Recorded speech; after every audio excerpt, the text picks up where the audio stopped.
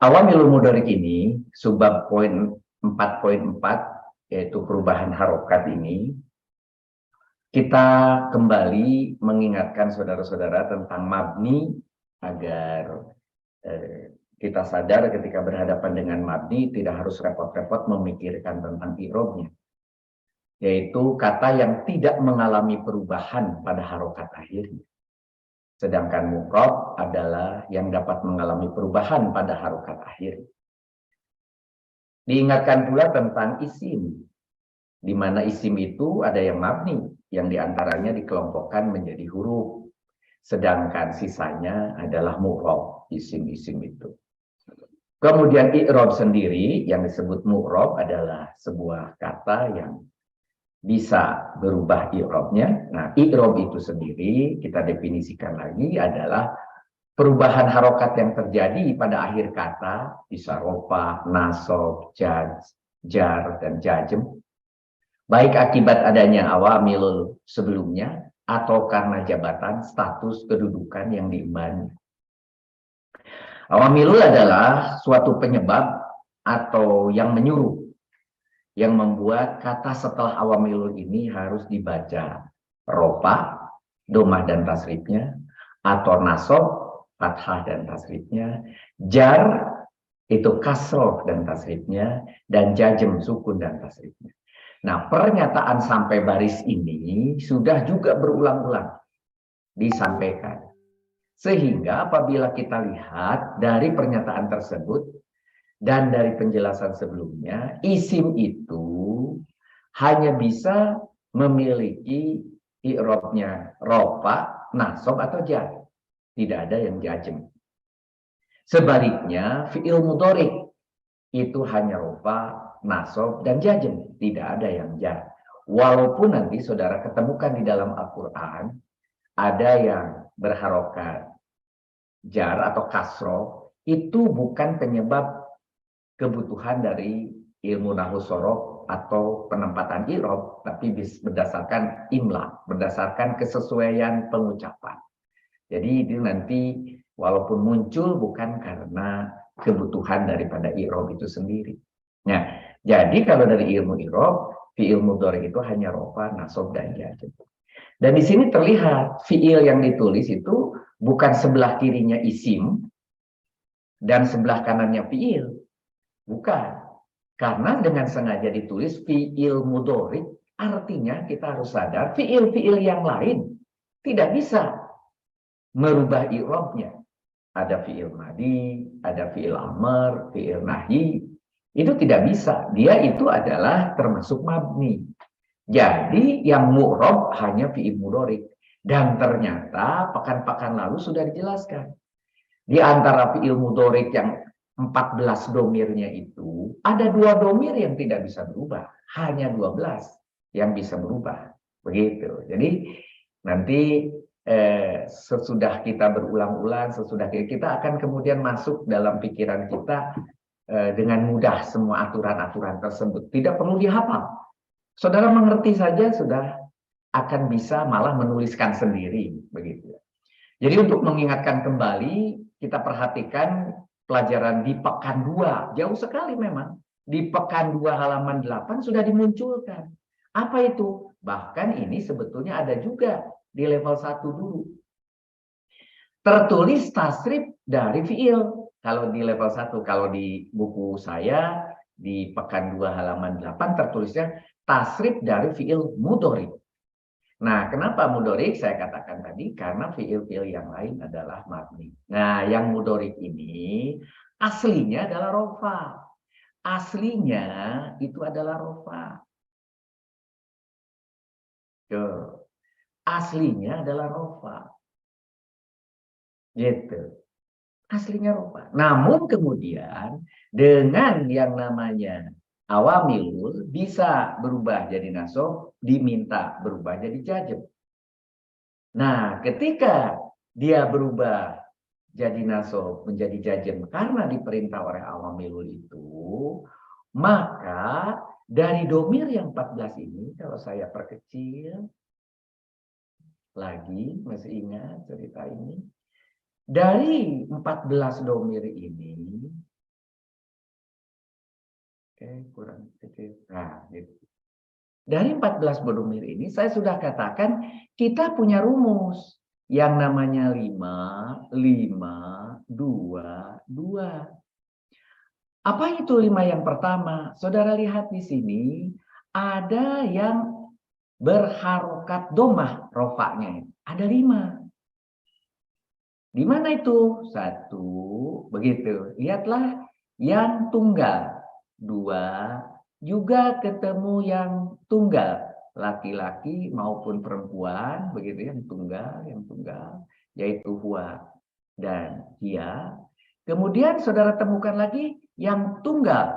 Siapa itu? Adalah wanita. Tapi wanita yang tunggal ini untuk yang laki-laki tunggal ini, karena yang wanita nanti tidak boleh berubah ya. Jadi ada yang tunggal laki-laki, kemudian ada tunggal wanita untuk yang gaib, ininya gaib ya. Kemudian barulah kita lihat ada juga tunggal yang muzakkar, yang laki-laki, baru yang dekat dengan kita, yang berbicara, ana, nahnu, gitu. Yang gaib dua-duanya. Kemudian yang muhotob, yang diajak bicara, itu cuma yang laki-laki. Dan kemudian yang dekat, yaitu yang kita, yang berbicara, ya, ana, nahnu. Jadi 5 ini, 5 yang pertama ini, ketika rofa, dia adalah domah, tapi dia boleh atau harus berubah menjadi fathah, harus berubah menjadi sukun ketika dia jam. Ya, ketika dia nasab dia jadi fathah, ketika dia jazm dia berubah jadi sukun. Lihat kelima-limanya begitu. Seperti itu. Itu konsep yang 5. Yang kedua, ada yang 5 yang kedua. 5 yang kedua ini adalah mereka-mereka yang ada nunnya di belakang dan kita buang hadfun nun itu. Dan tidak diganti apapun, benar-benar 100% dibuang. Apa itu? Yang untuk jumlah 2. 2 laki-laki, 2 perempuan, 2 laki-laki lagi, 2 perempuan lagi, ditambah yang tadi tertinggal yaitu tunggal perempuan. Nah, itu apa bentuknya? Ani, ani, ani, ina. Tuh. Ani yang 2, ani yang 2, ani yang 2, ani yang kemudian baru ina yang perempuan 1. Kelima-limanya itu nunnya dibuang ketika dia jadi nasab atau jazm. Coba lihat 1, 2, 3, 4, 5. Tuh, sudah 10. Tapi ada juga nun yang dibuang, tapi nun yang dibuangnya harus dihadirkan alif sebagai tanda, yaitu kalau dia jamak. Jamak yang jauh untuk laki-laki, begitu, yaitu yang goi. Kemudian juga di sini jamak yang diajak bicara untuk wanita di sini yang ada una. Nah, yang una ini berubah menjadi wawu alif. Jadi kalau tadi ani dan ina dibuang betulan, kalau yang jamak yang ada wawunya itu dikasih alif. Begitu. Jadi muncullah 2. 5, 5, 2. 2 yang lain. Ini yang saya katakan mabni. Dia tidak boleh berubah dan dia tidak pernah berubah. Baik ketika rofa dirubah menjadi nasab maupun jadi jazm. Apa itu? Coba lihat, kita lihat di sini. Yaitu di sini, mana ini? Nah, jamak wanita itu ketika berakhiran sukun dan na, maka ketika nasab maupun jazm, jadi di sini dia tidak pernah berubah, mau di nasab maupun di jazm, dia tetap bentuknya seperti itu kecuali ditambahi awamil. Contohnya ketika dikasih supaya nasab kasih an, tetap aja dari tabulna menjadi an. Yang tabulna maupun yang yapulna dua-duanya tetap aja yapulna dan tapulna, baik di nasab maupun di jajemnya. Nah, itulah konsep yang harus saudara mengerti cerita 5522.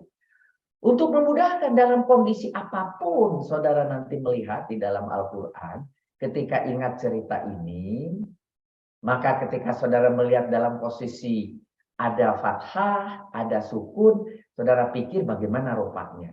Berarti bagaimana domirnya. Jadi saudara langsung bisa menangkap domir. Gitu. Dan menangkap kira-kira ini penyebabnya karena ada lam atau ada an atau karena apa. Dan sebagainya. Ya. Jadi pengulangan ini sudah saya lakukan cerita 5522 itu. Dan sudah ada di dinding saudara. Saudara pelototi, saudara lihat lagi, saudara nikmati lagi. Jangan lupa. Gitu ya.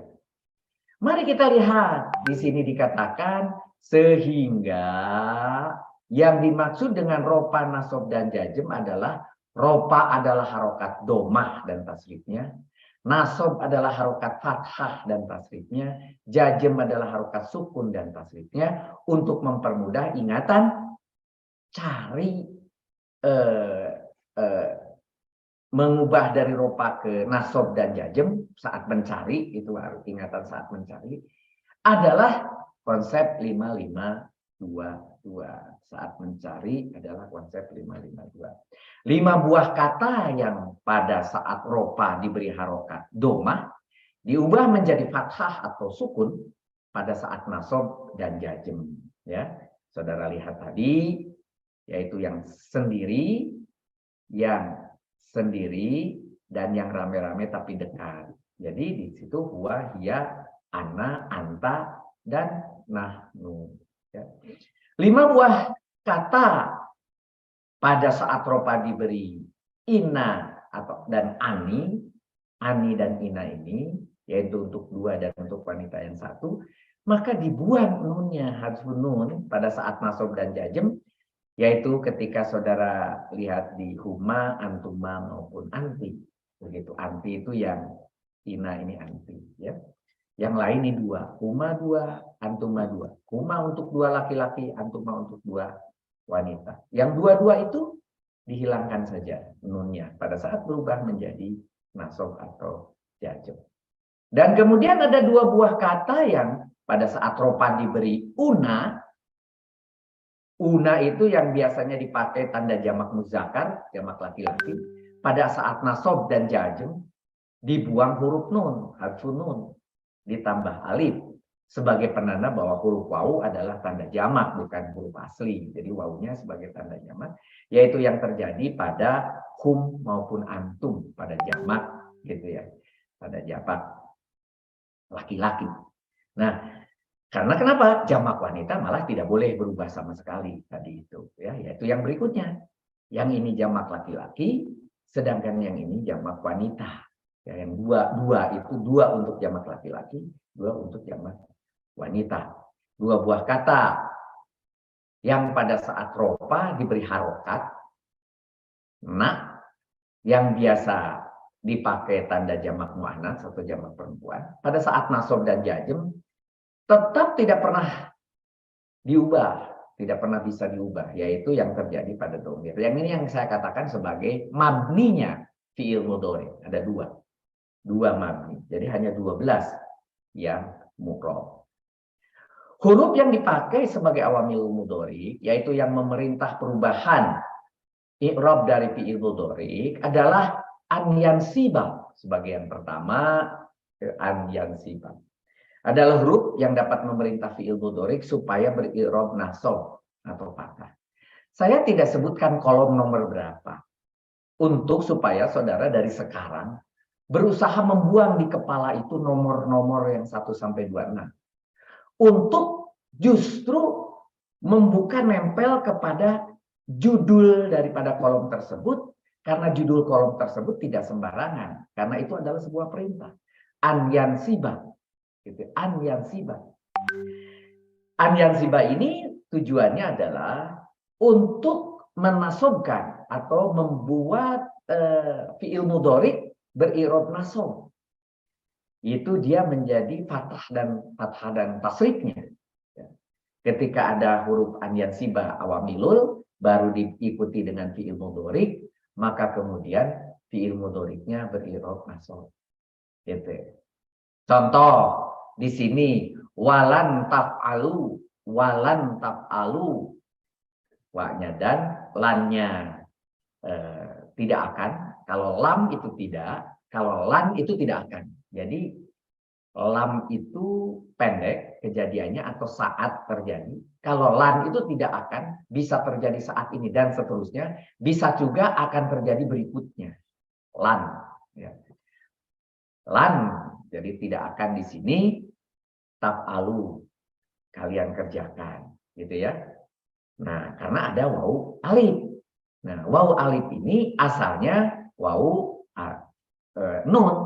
Gitu. Dan itu sebagai penunjuk jamak.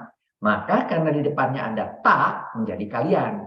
Kalau di depannya ada ya, maka dia menjadi hum atau mereka. Karena dimulai dengan ta, maka terjemahnya menjadi kalian. Begitu. Kalian kerjakan. Padahal kalau fi'il mudhari kalian kerjakan taf'aluna. Karena ada lan, maka nunnya dibuang, diganti menjadi alif. Lan taf'alu. Begitu. Itu kita ambil misalnya dari ayat ke-24 Allah Akbar. Adapun huruf yang termasuk dalam kelompok an yan siba ini ada banyak. Ada an.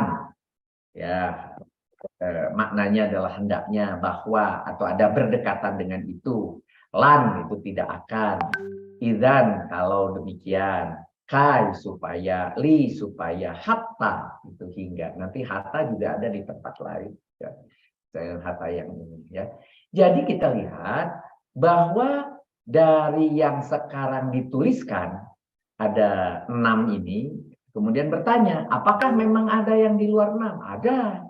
Tetapi sangat sedikit dan sangat jarang kemunculannya sehingga tidak dimasukkan di dalam kolom yang kita miliki sebagai an yan siba. Jadi kalau nanti suatu hari ketemu di ayat sekian, di surat sekian, di sesuatu yang an yan siba ini tetapi tidak termasuk di 6 ini, jangan heran. Tetapi itu tidak muncul sering. Yang sering yang ini. Begitu. Walan taf'alu. Ya, itu adalah satu awamilul yang bisa. Nah ini bahasanya.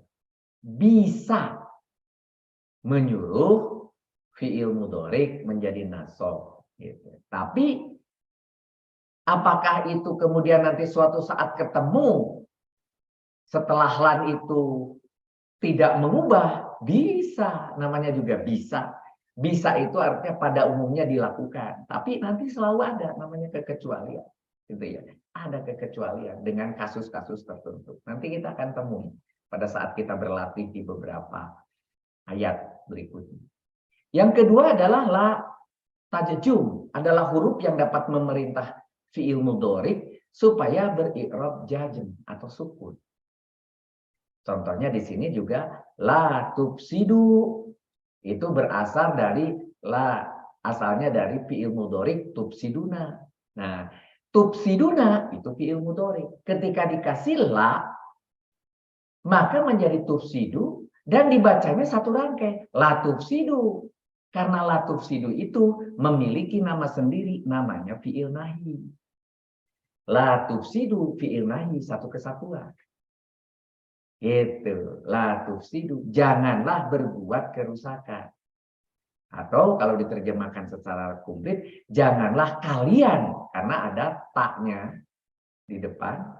Latub kalian berbuat kerusakan. Begitu dari ayat ke-11.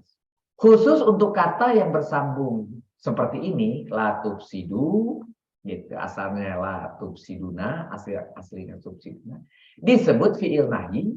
Jadi la atau la tajum ini dapat untuk membuat fi'il nahi. Tujuannya untuk membuat fi'il nahi, maka fi'il mudhari dikasih la. Adapun huruf yang termasuk dalam kelompok la tajum ini adalah hanya satu. Ya, mudah-mudahan dengan satu ini saudara hafal la tajum gitu. Nggak usah dihafal nomornya, nggak apa-apa. La tajum. Kalau mulai aja dengan ta. Tapi kalau dimulai dengan ya, nah, Gitu ya. Ini sebagai penanda. Kenapa pakai ta? Karena ta itu nanti ujung-ujungnya ke kalian karena perintah. Kalau perintah ke orang kedua. Gitu. Kalau ke mukhotob. Ya, sehingga yang dipilih bukan la yufsidu, la yufsidu. Kalau la yufsidu nanti jatuhnya itu pasti la yufsiduna, menjadi tidak, larinya bukan ke la ta'jum ini, gitu ya. Nanti saudara akan lihat kasusnya, ya. Nanti akan saudara ketemukan. La yajum ini, kalau la yajum itu umum, mulai dari domir pertama sampai ke-14 bisa saja ditempati oleh lam. Contohnya di sini di ayat ke-6. Am lam tundirhum, am lam tundirhum. Jadi berbeda dengan yang sebelumnya, yang la ini berlaku hanya kepada 6 domir. Ya. Karena nahi itu hanya ada 6. Seperti halnya amr, ada 6 juga. Nah, sedangkan lam yazum ini berlaku kepada ke-14-14-nya. Contohnya am lam tundirhum, ya. Tundir di sini asalnya dari tundiru. Tundiru itu adalah beri peringatan, atau karena itu tundir menjadi kalian. Tundir, lam tundir, beri peringatan. Atau tidak engkau diterjemahkan menjadi engkau di sini, boleh juga engkau beri peringatan, begitu ya. Adapun huruf yang termasuk dalam kelompok lam yazum diantaranya lam tidak, lama tidak, liwal fal hendaklah, liwal fal tiga-tiganya hendaklah, begitu ya, yang saudara pernah hafal ya. Jadi dengan sederhana menghafal hanya yang 5 ini, saya kira juga sudah lolos. Saudara sudah level 1-2 ini sudah lulus ya. Sudah hafal semua. Yang keempat, asartu wal jawabu yazuma. Adalah huruf yang dapat memerintah fi'il mudhari supaya berirob jajem, sukun. Bahkan bisa memerintah 2 fi'il mudhari, 2 buah sekaligus. Yaitu fi'il syarat dan fi'il jawab. Fi'il syarat dan fi'il jawab itu sebetulnya dalam bahasa Indonesia seperti sebab dan akibat. Ya. Contohnya di sini, saya kasih contoh sederhana. Quran Al-Baqarah ayat ke-23. Wa in kuntum fi roibin. Nah, ini tidak ada yang dirubah. Wa in kuntum fi roibin, tidak ada birunya.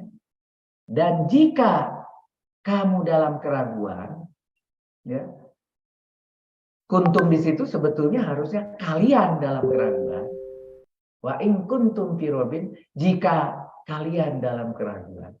Karena kuntum ini adalah sebagai fi'il madi, fi'il madi. Sementara in itu memerintah kepada fi'il mudhari. Karena yang diperintah bukan fi'il mudhari, maka dia tidak pernah bisa berubah. Kenapa? Karena fi'il madi adalah mabni. Nah, ini sengaja saya munculkan contoh supaya saudara lihat ketika walaupun ada in, dia tidak mempengaruhi apapun. Karena yang mau dipengaruhinya tidak bergeming. Dia fi'il mabni. Nah, tetapi kalau contoh di bawahnya, di ayat ke-85, wa in ya'tukum usaratu faduhum. Wa in, dan jika ya'tu, itu di situ dari ya'tuna, ya'tuna ada waw nun, sehingga mereka datang, jadi usoro, itu mereka datang kepadamu sebagai tawanan, kamu tebus, tufadu, kamu tebus, gitu ya, mereka, kamu tebus mereka. Maka di sini dilihat bahwa ya'tuna, ya'tuna, una, hilang nunnya, diganti dengan alif, gitu, diganti dengan alif. Loh, kok di sini tidak ada alifnya? Karena kebetulan digabung di sini dengan maf'ulnya kum, sehingga alif tidak dibutuhkan lagi karena dia di tengah kalimat. di tengah sebuah kata, kalimat, maka cukup aja ya'tukum gitu. Dan dia atau mereka datang kepadamu, kumnya itu mu, kepadamu, begitu. Atau kepada kalian, ini dua-duanya harusnya kepada kalian. Jika mereka datang kepada kalian, gitu ya. Tetapi untuk supaya lebih direct diterjemahkan sebagai mu, kamu, gitu ya. Jadi di sini terlihat ini pasti asalnya fi'il mudhari. Guna, gitu. Begitu juga di sini jika mereka datang kepadamu, itu sebabnya sebagai wartawan kamu tebus mereka. Nah, ini sebagai jawabnya. Tufadu asal juga sama. Itu asalnya tufaduna. Tufaduna. Duna. Una. Nah, una ini kemudian menjadi tinggal wawu alif. Dan kemudian karena bersatu dengan hum, maka alifnya tidak perlu lagi dibutuhkan. Jadi cukup tufadu hum. Orang mengerti bahwa wawunya di situ adalah wawu jamak. Gitu. Nah, berikutnya ketika kita lihat di ayat 829, inna tattaqullaha yaj'al lakum furqana.